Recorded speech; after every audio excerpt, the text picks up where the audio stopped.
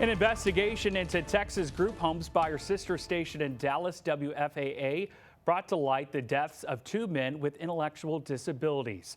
Those tragedies are still driving demands for reform, and a state lawmaker just reintroduced legislation to close some remaining loopholes. Tanya Iser has the story.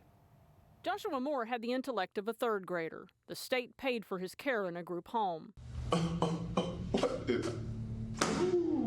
In 2021, Joshua's caretaker told police he shot and killed Joshua after he grabbed a knife the caretaker left out. There simply shouldn't be firearms around that are accessible. A WFA investigation found Texas doesn't ban guns in group homes.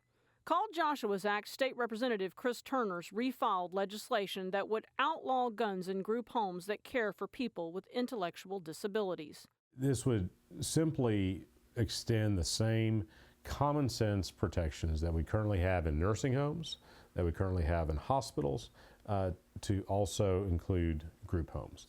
Joshua's dad, Don Moore. It's needed for safety protection and has nothing to do with the Second Amendment right. In the last legislative session, the bill didn't make it out of committee. I'm hopeful that we can earn some bipartisan support on this bill because I think it's a common sense bill. Turner's also reintroduced legislation that arose out of a 2019 WFA investigation into the death of another intellectually disabled man.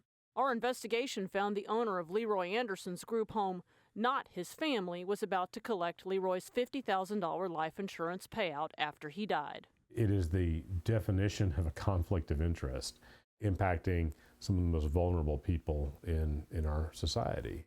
Turner's bill would prevent a non-family caregiver from collecting on a life insurance policy of a client in their care after they died. We passed that in the House last time by overwhelming bipartisan vote. Unfortunately, it failed in the Senate, but we're gonna try again.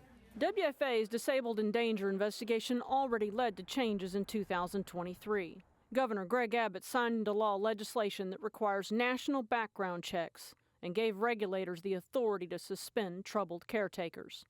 In Dallas, I'm Tanya Iser.